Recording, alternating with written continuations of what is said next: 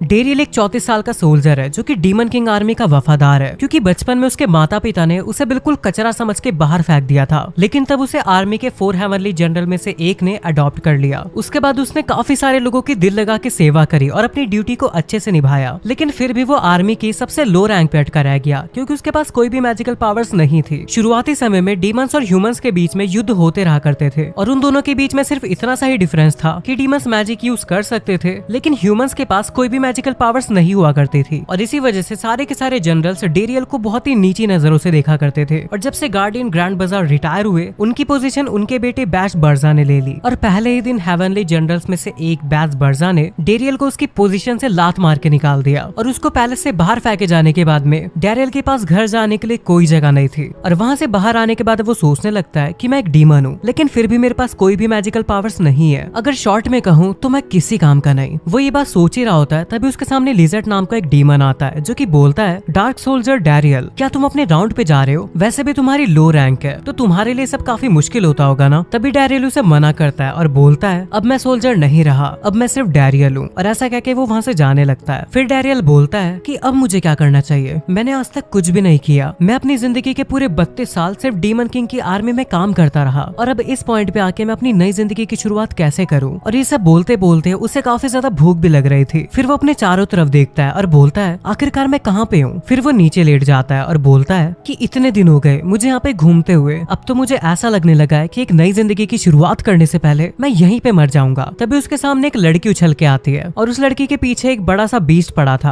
अब जैसे वो बीस्ट उस लड़की के ऊपर हमला करने जाता है, डेरियल उसका हाथ पकड़ लेता है और उस लड़की को वहाँ से भागने के लिए बोलता है, और वो बीस्ट कूद के पीछे आ जाता है। फिर डेरियल बोलता है कि भले ही मेरे पास कोई भी पावर ना हो, लेकिन फिर भी एक लड़की को बचाना ये एक सोल्जर की ड्यूटी है। अगर कोई ऐसा डीमन होता जिसके पास मैजिक होता तो वो इसे तुरंत जला के मार देता, लेकिन मुझे तो बेसिक फायर मैजिक भी नहीं करना आता। तभी वो भाग के उसके पास आने लगता है, लेकिन उसके पैर लड़खड़ाते हैं और वो नीचे गिरने लगता है। क्योंकि उसने काफी समय से कुछ भी नहीं खाया था, इसी वजह से वो काफी कमजोर हो गया था। और इतने में वो बीस्ट उसके एक मुक्का मारता है, जिससे वो दूर जाके गिरता है। और अब वो बीस्ट उसे मारने आ ही रहा था, तभी डेरियल को वहाँ पे एक चाकू पड़ा हुआ दिखाई देता है। लेकिन वो उसे देख के बोलता है कि ये वेपन ह्यूमंस ने बनाया है, और अगर मेरे जैसा डीमन ह्यूमंस के बनाए हुए वेपन का यूज करेगा तो ये डीमन किंग आर्मी के लिए काफी बेइज्जती वाली बात होगी। लेकिन फिर भी अब ये सब मैटर नहीं करता, और वो चाकू को हाथ में उठा लेता है। लेकिन अब उसे समझ में ही नहीं आ रहा होता कि मैं इसे कैसे पकड़ूं। तभी वो डीमन उसके ऊपर अटैक कर देता है, और डेरियल उसकी छाती में वो चाकू मार देता है, जिससे वो डीमन हार चुका था। फिर डेरियल बोलता है कि मैंने सिर्फ उन्हीं मूव्स को कॉपी किया है जिन्हें मैंने पास्ट में हीरोज को करते हुए देखा था, और मैंने एक्सपेक्ट नहीं किया था कि इतने अच्छे से काम करेंगे। और अब ये चीज देख के वो लड़की काफी ज्यादा इंप्रेस हो जाती है। फिर डेरियल बोलता है कि खून के कुछ छींटे मेरे मुंह पे आके गिरी है। उसके बाद वो लड़की, जिसका नाम मारिका है, वो कहती है, एक्सक्यूज मी, आपका बहुत बहुत शुक्रिया मेरी मदद करने के लिए। आप बिल्कुल उस हीरो की तरह लड़े जिसे इतिहास में सबसे शक्तिशाली हीरो माना जाता था। फिर डेरियल बोलता है कि ये मेरे लिए सही कॉम्प्लीमेंट नहीं है, ये कहना अजीब लगेगा कि एक डीमन हीरो की तरह लड़ा। फिर वो सोचने लगता है कि इंसानों के साथ घुलना मिलना काफी ज्यादा खतरनाक हो सकता है, बेहतर यही होगा कि मैं यहाँ से चला जाऊँ, इससे पहले की चीजें और ज्यादा कॉम्प्लिकेटेड हो। और जैसे वो जाने लगता है, वो लड़की उसे पीछे से पकड़ लेती है और बोलती है कि आप प्लीज मेरे विलेज चलेंगे, मैं आपको अच्छे से शुक्रिया अदा करना चाहती हूँ। और यहाँ पे डेरियल का गला घुट रहा था। वो लड़की बोलती है कि मैं आपको काफी अच्छा खाना खिलाऊंगी, और यहाँ पे डेरियल को भी काफी ज्यादा भूख लग रही थी। तभी वो लड़की डेरियल को घसीट के ले जाने लगती है, और डेरियल सोचता है कि मुझे लगता है कि इस चीज में मेरा कोई नुकसान नहीं है। उसके बाद वो लोग गाँव पहुंच जाते हैं, और मारिका उसे अपने घर ले जाती है, जहाँ पे मारिका के माता पिता भी होते हैं, जो कि डेरियल से अपना इंट्रोडक्शन करवाते हैं। तभी वहाँ पे मारिका आती है और बोलती है कि माफ करना, मैंने तुमसे पहले अपना इंट्रोडक्शन नहीं करवाया, मेरा नाम मारिका है। और डेरियल भी उसे अपना इंट्रोडक्शन देता है। फिर डेरियल सोचने लगता है कि एक ह्यूमन विलेज है, इसका मतलब ये है कि मैं अपने दुश्मनों की टेरिटरी के बिल्कुल बीच में हूँ। अगर इन्हें पता लग गया कि मैं एक डीमन हूँ तो मुझे मार डालेंगे, इसलिए मुझे सावधान रहना पड़ेगा। फिर मारिका पूछती है, वैसे तुम फॉरेस्ट में क्या कर रहे थे डेरियल? फिर वो बताता है कि जिन एम्प्लॉयर के लिए मैं काम करता था, अब उनका बेटा बिजनेस संभालता है, और उसने मुझे काम पे से निकाल दिया, और मैं उस कंपनी के अंदर ही रहता था, इसी वजह से मुझे वो सब कुछ छोड़ के आना पड़ा, और यही कारण है कि मैं जंगल में घूम रहा था। फिर वो मन में सोचने लगता है कि जरूर मैं इन बातों से इन्हें बेवकूफ बना पाऊंगा। तभी मारिका बोलती है कि ये सही नहीं है, क्योंकि तुम एक काफी अच्छे पर्सन हो डेरियल, तुम इतने अमेजिंग हो कि तुमने मुझे बचाने के लिए अपनी जान जोखिम में डाली, और जबकि मैं तो तुम्हारे लिए बिल्कुल अनजान थी,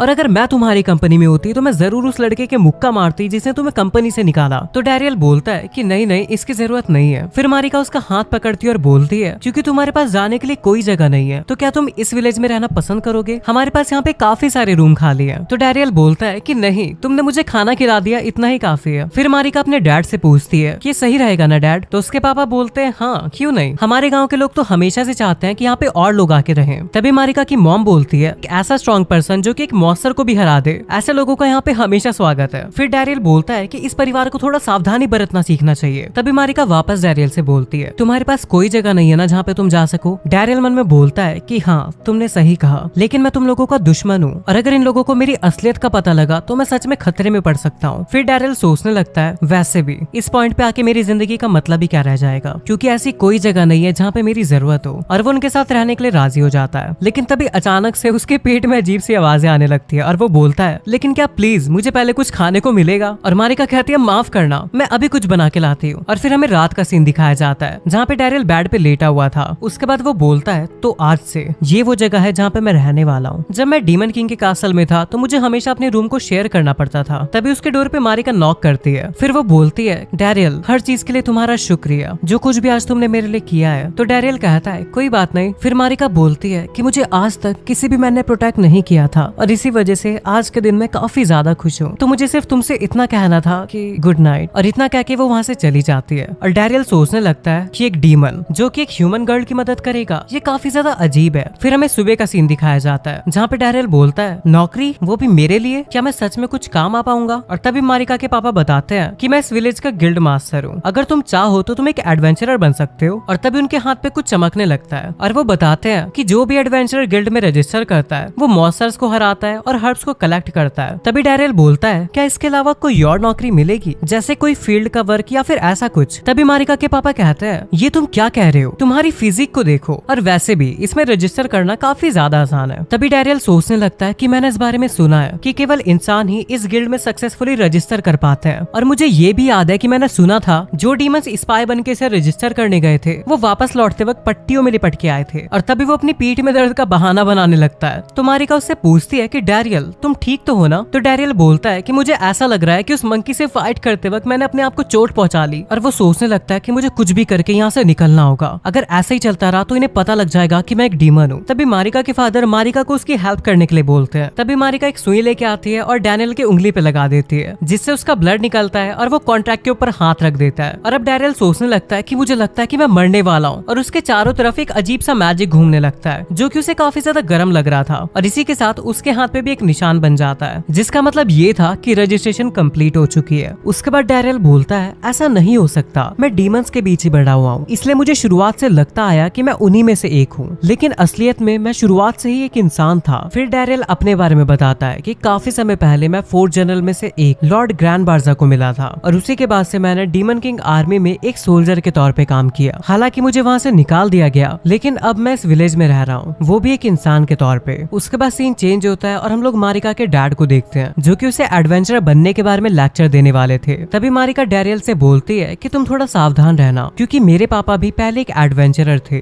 फिर वो बोलते हैं कि चलो सबसे पहले हम ये प्रैक्टिस करते हैं कि ऑरा को कैसे कंट्रोल करें। तो डैरियल बोलता है कि ऑरा। तो मारिका के फादर बताते हैं कि ऑरा वो चीज होती है जो कि हर इंसान अपने जन्म के साथ लेके पैदा होता है और एक एडवेंचरर अपने ऑरा को अपनी वेपन के अंदर इन्फ्यूज करके लड़ता है। चलो अब कोई भी एक हथियार उठा लो जो भी तुम्हें पसंद हो। तो डैरियल एक तलवार उठा लेता है। फिर वो मन में बोलता है कि ये मुझे उस ट्रेनिंग की याद दिलाता है जो कि मैंने लॉर्ड ग्रैंड बार्जा के साथ की थी, लेकिन उस वक्त मुझे किसी भी शक्ति का अनुभव नहीं हुआ। और अब हम देखते हैं कि डैरियल के स्वॉर्ड उसके ऑरा से ग्लो करने लगती है। फिर मारिका के फादर कहते हैं कि चलो अब हम तुम्हारे टाइप को देखते हैं। वैसे 4 तरह के टाइप्स होते हैं और एक एडवेंचरर को उसी तरह के वेपन्स को यूज करना चाहिए जो कि उसके ऑरा के साथ कंपैटिबल हो। चलो सबसे पहले हम स्लैश के साथ शुरुआत करते हैं। तुम इस पेड़ के तने को काटने का ट्राई करो। फिर डैरियल अपने मन में सोचने लगता है कि मैंने आज तक किसी भी तलवार को नहीं पकड़ा है और ये करना मेरे जैसे बिगिनर के लिए काफी ज्यादा बड़ी बात है। और यहाँ पे मारिका भी उसे चेयर करने लग जाती है। फिर मारिका के फादर कहते हैं कि तुम्हें इसे पूरा काटने की जरूरत नहीं है, अगर तुम्हारी तलवार इसके आधे तक भी काट पाई तो तुम एक स्लैश टाइप माने जाओगे। तभी डैरियल अटैक करता है और वो एक ही बारी में पूरे तने को काट देता है। और अब वो मन में सोच रहा था क्या ये मेरे ऑरा की पावर है, और ये चीज देख के मारिका के फादर भी काफी ज्यादा शॉक होते हैं। अब इसके बाद वो स्टिंग टाइप को ट्राई करते हैं और डैरियल अपने तीर कमान के साथ रेडी हो जाता है। और जैसे वो अपने तीर को छोड़ता है वहाँ पे एक बहुत बड़ा धमाका होता है और ये चीज देख के मारिका के फादर का मुंह खुला का खुला रह जाता है और उन्हें अपनी आंखों पे यकीन ही नहीं हो रहा होता। तभी डैरियल बोलता है कि ये धनुष तो काफी ज्यादा अमेजिंग है। और यहाँ मारिका आके थोड़ा खतरनाक तरीके से उसे अप्रिशिएट करती है और बोलती है कि तुम्हारा एरो एप्पल के बिल्कुल बीच में से गया। और मारिका के फादर कहते हैं कि मुझे तो यकीन ही नहीं हो रहा कि किसी इंसान के पास 2 इतने खतरनाक टैलेंट हो सकते हैं। अब इसके बाद वो हिट स्टाइल ट्राई करते हैं और डैरियल के सामने एक बहुत बड़ा सा पत्थर था और जैसे डैरियल अपना हथौड़ा घुमाता है वहाँ पे वापस से ब्लास्ट हो जाता है। और ये सब देख के मारिका के फादर बिल्कुल पागल हो चुके थे और वो बोलते हैं कि ये तो नामुमकिन है, आखिर ये सब देखने के बाद मेरा 30 साल का एडवेंचर करियर क्या मायने रखता है। और ये सब देखने के बाद डैरियल उनसे माफी मांगता है तो वो बोलते हैं अपना मुंह बंद करो और इस बार जाके शील्ड उठाओ। और इस बार वो प्रोटेक्ट स्किल को ट्राई कर रहे थे। अब यहाँ पे डैरियल एक छोटी सी शील्ड लेके खड़ा होता है और मारिका के फादर के हाथ में एक बहुत बड़ा हथौड़ा था। तो डैरियल उनसे कहता है कि सर आपका ये जो हथौड़ा है तो लोहे से बना है ना, पर मेरी शील्ड तो लकड़ी की बनी है। अब मारिका के फादर उसे एक डेंजर लुक देते हैं और डैरियल कहता है ये मुझे मारने वाला है। और अब मारिका के फादर अपनी पूरी ताकत से उसके ऊपर हमला करते हैं, लेकिन डैरियल ने उस छोटी सी शील्ड के अंदर ही अपना डिफेंस एक्टिवेट कर लिया था, जिसकी वजह से मारिका के फादर दूर जाके गिरते हैं। और अब डैरियल सोचने लगता है क्या मैंने एक लकड़ी की मदद से लोहे के हथौड़े को तोड़ दिया। अब उसके बाद हमारा सीन चेंज होता है और मारिका के फादर बताते हैं कि तुम्हारे पास चारों टाइप के परफेक्ट ऑरा है। तो डैरियल पूछता है क्या ये कोई रेयर बात है। मारिका के फादर कहते हैं कि ये तो रेयर से भी रेयर है, मैंने आज तक ऐसा कुछ कभी नहीं देखा। फिर वो डैरियल से कहते हैं कि तुम इससे भी बड़ी दुनिया में अपने पंख फैलाने के लिए बने हो। मेरा कहने का मतलब ये है कि ये काफी सेल्फिश वाली बात होगी अगर हम तुम्हारे जैसे स्टेटस वाले को अपने विलेज के अंदर रोक के रखें। और सेंट्रल गिल्ड नाम की एक टॉप ऑर्गेनाइजेशन है और उसे ज्वाइन करने का सपना हर एक एडवेंचरर का होता है और तुम उसे ज्वाइन करने से भी ज्यादा क्वालिफाइड हो। और इसी वजह से मैं एक लेटर लिखूंगा ताकि मैं तुम्हें उस गिल्ड में रिकमेंड कर सकूं। और ये सब बातें सुन के मारिका काफी ज्यादा उदास हो रही थी। फिर डैरियल अपने मन में सोचने लगता है क्या मैं एक ऐसी जगह पे जा रहा हूँ जहाँ पे जाने का लोग सपना देखते हैं। इतने में मारिका रोने लग जाती है। तो डैरियल मारिका के फादर से कहता है कि आपका बहुत बहुत शुक्रिया, लेकिन जब मेरे पास कहीं पे भी जाने की जगह नहीं थी तब आपने मुझे रहने के लिए जगह दी और इसी वजह से मैं आपके एहसान को चुकाना चाहता हूँ और अगर मुमकिन हो तो मैं आप ही के विलेज में रहना चाहूंगा। और ये बात सुन के मारिका काफी ज्यादा खुश हो जाती है और उसे हक कर लेती है। डैरियल बोलता है कि यही सही फैसला है और यहाँ से मेरी दूसरी जिंदगी की शुरुआत हो रही है। उसके बाद हमारा सीन चेंज होता है और हम लोग मारिका के फादर को देखते हैं जो कि डैरियल को सभी लोगों से न्यू एडवेंचरर के तौर पे इंट्रोड्यूस करवा रहे थे। और वो बोलते हैं अगर तुम लोगों के पास कोई भी क्वेस्ट हो तो तुम मेरे यानी विलेज के मेयर के पास आ सकते हो। फिर डैरियल सबके इंट्रोडक्शन के लिए उन्हें थैंक्स बोलता है और कहता है कि मैं इस विलेज का हिस्सा बनने के लिए अपना बेस्ट दूंगा। और सभी लोग उसकी तारीफ करने लगते हैं कि ये तो काफी ज्यादा पोलाइट है। जब हमने सुना था कि ये कोई आउटसाइडर है तो शुरुआत में हम थोड़ा सा घबरा गए थे। फिर डैरियल बोलता है कि चलो अच्छा है, कम से कम मेरी शुरुआत तो अच्छी हुई, अब बस मुझे ऐसे ही आगे बढ़ते रहना है। तभी एक लड़का बोलता है कि मुझे पसंद नहीं एक एडवेंचरर, क्या तुम्हारे जैसा एक बूढ़ा ये जॉब अच्छे से कर भी पाएगा। तो डैरियल कहता है कि एक बुढ़ा, मानता हूँ मैं 30 साल का हो चुका हूँ लेकिन फिर भी। तो मारिका के फादर बोलते हैं गाशिता रुक जाओ, ये तुम्हारे साथ का एक नया एडवेंचरर है। और यहाँ पे हमें पता लगता है कि वो लड़का भी एडवेंचरर गिल्ड का हिस्सा है। फिर वो डैरियल से कहता है कि आखिरकार तुम्हारी रैंक क्या है। फिर डैरियल अपने हाथ पे देखता है तो वहाँ पे ई लिखा होता है और वो चीज देख के गोशिता बोलता है अच्छा तो तुम्हारी रैंक ई है, ये तो सबसे कमजोर रैंक है। फिर डैरियल उससे उसकी रैंक पूछता है तो वो बताता है कि मेरी डी रैंक है और तुम्हारे लिए यही बेहतर होगा कि तुम मेरी इज्जत करो और जब मैं अपने क्वेस्ट करूंगा तो मेरे रास्ते में मत आना। फिर मारिका के फादर डैरियल से उस लड़के के बिहेवियर के लिए माफी मांगते हैं और बताते हैं कि विलेज में ये एक लौता एडवेंचरर है और इसी वजह से उसे ऐसा लगता है कि वो सबसे ज्यादा स्पेशल है, लेकिन अब तुम आ चुके हो तो शायद वो तुमसे इंस्पायर होके अपना थोड़ा बिहेवियर बदले। फिर मारिका के फादर डैरियल को उसका फर्स्ट असाइनमेंट देते हैं और उसे बताया जाता है कि उसे थोड़ी सी मेडिसिनल हर्ब्स को कलेक्ट करना है, जिसके लिए हमारे पास काफी सारी रिक्वेस्ट है, लेकिन गाशिता ने इन सारी की सारी रिक्वेस्ट को मना कर दिया। तो डैरियल बोलता है कि ठीक है मैं इन सभी को एक्सेप्ट करता हूँ। तो मारिका के फादर कहते हैं कि तुम्हारा शुक्रिया, लेकिन तुम अपना ध्यान रखना क्योंकि फॉरेस्ट में काफी खतरनाक मॉन्स्टर्स भी हैं। फिर वो बताते हैं कि गाशिता ने 1 महीने पहले एक असाइनमेंट को एक्सेप्ट किया था लेकिन वो इस मॉन्स्टर को नहीं हरा पाया। फिर वो लोग उस मॉन्स्टर की फोटो को देखते हैं और मारिका बताती है कि ये तो वही मॉन्स्टर है जिस मॉन्स्टर से डैरियल ने मुझे बचाया था। और ये बात सुन के मारिका के फादर वापस से शॉक हो जाते हैं। फिर डैरियल बोलता है कि एडवेंचर के तौर पे जो मेरी पहली जॉब थी उसे मैंने पहले ही कंप्लीट कर लिया। और इसी के साथ हमारा चैप्टर यहीं पे एंड हो जाता है। चैप्टर 2 की स्टार्टिंग होती है और हम लोग उस मॉन्स्टर को देखते हैं जिसे डैरियल ने हरा दिया था। और मारिका के फादर ये बताते हैं कि जिस मॉन्स्टर को डैरियल ने हराया था उसकी बॉडी हमें जंगल में मिल चुकी है। फिर वो गाशिता से कहते हैं कि तुमने इतना समय बर्बाद कर दिया कि तुम्हारी जगह उस मॉन्स्टर को डैरियल को मारना पड़ा और इसी वजह से तुम्हें डैरियल को थैंक्स बोलना चाहिए। और ये बात सुन के गाशिता फूक जाता है और वो गुस्से में उसे थैंक यू बोलता है। डैरियल मन में सोचता है कि मुझे पता था कि इसका रिएक्शन कुछ ऐसा ही होने वाला है। फिर गाशिता सामने पड़ी हुई मिशन रिक्वेस्ट में से एक को उठा लेता है। फिर वो डैरियल के पास वाली रिक्वेस्ट देखता है और बोलता है तुम मेडिसिनल हर्ब्स देखने जा रहे हो, अच्छी बात है, वैसे भी तुम्हारे जैसे ई रैंक वालों को यही जॉब सूट करती है। फिर वो जाते वक्त बोलने लगता है कि अब बस तुम देखते रहो, मैं किसी नौसिखिए से तो बेहतर ही हूँ और ये बात मैं प्रूव करके रहूंगा। फिर डैरियल कहता है कि वैसे मुझे भी चलना चाहिए। तो मारिका के फादर कहते हैं कि 1 मिनट रुको और वो उसके हाथ के ऊपर अपना हाथ रख देते हैं जिससे उसका सिंबल ग्लो करने लगता है। फिर वो डैरियल को बताते हैं कि तुम्हारी रैंक बढ़ा दी गई है, आखिरकार तुमने उस मॉन्स्टर को हरा के हमारे पूरे विलेज को बचाया है। फिर वहाँ पे मारिका आती है और कहती है कि तुम्हें इंतजार कराने के लिए मैं माफी चाहती हूँ, चलो हम साथ मिलकर काम करते हैं और अपना बेस्ट देंगे। फिर डैरियल बोलता है कि ऐसा जरूरी नहीं है कि मेरे क्वेस्ट में तुम मेरा साथ दो। तो मारिका कहती है कि नहीं, वो जरूरी है। डैरियल, तुम अभी अभी हमारे विलेज में आए हो, इसी वजह से मैं तुम्हें हमारे गाँव की हर चीज दिखाना चाहती हूँ। फिर हमारा सीन चेंज होता है और हम लोग देखते हैं डैरियल को, जो कि कहता है कि मारिका, तुम्हें मेरे लिए ये सब करने की जरूरत नहीं है। तुम जानती हो ना कि जंगल कितना ज्यादा खतरनाक है, इसी वजह से लोग एडवेंचरर्स को हायर करते हैं। मारिका कहती है कि तुम चिंता मत करो, विलेजर्स भी फॉरेस्ट के अंदर आते हैं। एडवेंचरर्स को सिर्फ वो रिक्वेस्ट दी जाती है जो कि डीप फॉरेस्ट के अंदर हो, या फिर कोई ऐसा एरिया जो कि काफी ज्यादा खतरनाक हो। और हाँ, कभी कभी जब हम ज्यादा आलसी हो जाते हैं तब भी हम एडवेंचरर्स को हायर कर लेते हैं। तो डैरियल सोचने लगता है क्या एडवेंचरर की जॉब सिर्फ ऐसे फालतू के काम करने के लिए बनी है। उसके बाद वो लोग एक चट्टान के पास आ जाते हैं जहाँ पे मारिका कहती है कि इस पे चढ़े हुए काफी समय बीत गया, और वो उसके ऊपर चढ़ने लग जाती है। तो डैरियल पूछता है क्या तुम चढ़ पाओगी। तो मारिका बताती है कि हाँ, क्योंकि मैं भी एक एडवेंचरर बनना चाहती हूँ जिससे मैं अपने विलेजर्स की मदद कर पाऊँ। ये बात सुनकर डैरियल मारिका से पूछता है क्या उस दिन जब तुम जंगल में थी तब भी तुम किसी की मदद कर रही थी। तो मारिका बताती है कि हाँ, मेरे पड़ोस में एक बूढ़ी दादी रहती है और उन्हें थोड़ा सा जुकाम हो गया था, इसी वजह से मैं उनके लिए हर्ब्स लेने गई थी। वैसे तो मैंने गाशिता से बोला था, लेकिन उसने मना कर दिया। उसने कहा कि वो हमारी हर्ब्स लाने में हेल्प नहीं करेगा, इसी वजह से मुझे खुद ही जाना पड़ा। तो डैरियल उससे कहता है कि सही में तुम्हें मेरे साथ आने की कोई जरूरत नहीं थी मारिका। तो मारिका कहती है कि नहीं, उस दिन आपने मुझे बचाया था और इसी वजह से मैं उसे रीपे करने के लिए आपकी हेल्प करूंगी। और अब डैरियल भी ऊपर आ जाता है। तो मारिका उससे कहती है कि चलो हाथ पकड़ते हैं, कहीं हम लोग गुम ना हो जाए। तो डैरियल उससे कहता है कि इसकी कोई जरूरत नहीं है, हम लोग गुम थोड़ी होंगे। लेकिन मारिका फिर भी उसका हाथ पकड़ लेती है। उसके बाद वो लोग अपनी लोकेशन पे पहुंच जाते हैं और अपनी हर्ब्स को कलेक्ट करने लगते हैं। फिर डैरियल मारिका को देख के कहता है कि लगता है इसे एडवेंचर के काफी सारे काम आते हैं। और अब डैरियल हर्ब्स को कलेक्ट करने लगता है, लेकिन तभी मारिका आके उसे बताती है कि ये हर्ड बियॉन्ड लीफ नहीं है। वो बताती है कि हर्ड बियॉन्ड भी लीफ एजेस से काफी ज्यादा शार्प होती है, और जब वो तुम्हें मिल जाए तो प्लीज उनकी सिर्फ एक ही पत्ती लेना ताकि हम उन्हें वापस से उगा पाए। ये बात सुनकर डैरियल मारिका का शुक्रिया अदा करता है और मारिका थोड़ी सी शर्माने लगती है। फिर वो उससे बोलती है अच्छा, मैं बाकी की जरूरी हर्ब्स भी कलेक्ट कर लेती हूँ। और तभी वो अचानक से एक बड़े से पेड़ को उठा लेती है जिसके नीचे वो हर्ब्स लगी हुई थी। फिर वो कहती है कि देखो, ये हिरन के निशान है। लेकिन डैरियल को कुछ भी दिखाई नहीं देता और वो नीचे झुक के देखने लगता है। तभी मारिका कहती है कि हमें उसका पीछा करना चाहिए, और अगर हमें वो मिल गया तो आज रात हम उसे डिनर में खा पाएंगे। फिर डैरियल सोचने लगता है कि मैं गिल्ड मास्टर की बेटी से इससे कम तो एक्सपेक्ट नहीं कर सकता हूँ, ये इन सब चीजों में काफी ज्यादा अच्छी है। फिर डैरियल मारिका से कहता है कि मिस मारिका, उस वक्त जब आपके पीछे बंदर पड़ा हुआ था तब आप उसे खुद भी तो संभाल सकती थी। तो मारिका कहती है कि नहीं, मुझे लड़ाई से डर लगता है और इसी वजह से मिस्टर डैरियल आप ही ने मुझे बचाया है, और हाँ, मुझे बचाने वाले से मैं एक फेवर मांगना चाहती हूँ। तो डैरियल पूछता है कि आखिर वो क्या है। तो मारिका कहती है कि क्या तुम मुझे मिस मारिका बुलाना बंद करोगे। मुझे लगता है कि समय हो चुका है कि अब तुम सिर्फ मुझे मेरे नाम से बुलाओ। जब तुम मेरे नाम के आगे मिस लगाते हो तो वो काफी अजीब सा लगता है। फिर डैरियल थोड़ा नर्वस सा होके उसका नाम लेने की कोशिश करता है, और जैसे वो मारिका बोलता है, मारिका उसे टाइट से हक कर लेती है। तभी डैरियल बोलता है कि देखो मारिका, वहाँ पे एक डियर है। तो मारिका कहती है डैरियल, तुम तो काफी ज्यादा अमेजिंग हो, यहाँ तो सच में एक हिरन है। तभी डैरियल सोचने लगता है कि ये तो काफी ज्यादा क्यूट है, लेकिन तभी अचानक से वो काफी ज्यादा गुस्से में आ जाता है और एक लंबी सी छलांग मारता है। पहले तो डैरियल को लगा था कि वो उसके ऊपर हमला करेगा, लेकिन वो जाके झाड़ियों में घुस जाता है। फिर हमें पता लगता है कि झाड़ियों में एक मॉन्स्टर था और वो दोनों आपस में लड़ने लग जाते हैं। तो डैरियल सोचता है कि आखिरकार यहाँ पे चल क्या रहा है। वैसे अगर देखा जाए तो डियर ज्यादा स्ट्रॉन्ग लग रहा है। तभी मारिका कहती है कि अब हमारे पास मौका है, हम इन दोनों को मार सकते हैं, ये काफी ज्यादा डिलीशियस लग रहे हैं। और ऐसा कह के वो उनके ऊपर हमला करने चली जाती है और उसके साथ में डैरियल भी आ जाता है। फिर हमारा सीन चेंज होता है और हम लोग देखते हैं विलेज के लोगों को, और मारिका उन्हें बता रही थी कि इस डियर और मॉन्स्टर को डैरियल ने हराया है। तभी उनमें से कोई बोलता है, लेकिन ये तो हर्ब्स कलेक्ट करने वाले क्वेस्ट पे गए थे ना, ये तो सच में काफी ज्यादा अमेजिंग है। तो डैरियल कहता है कि ऐसी कोई बात नहीं है, और यहाँ पे गाशिता ये सब चीजें देख के काफी ज्यादा फुक जाता है और वहाँ से भाग जाता है। फिर हमें पता लगता है कि गाशिता को उस मॉन्स्टर को मारने का क्वेस्ट मिला था जिसे डैरियल ने कंप्लीट कर दिया। फिर हमें रात का सीन दिखाया जाता है और डैरियल बोलता है कि ये दिन खत्म हुआ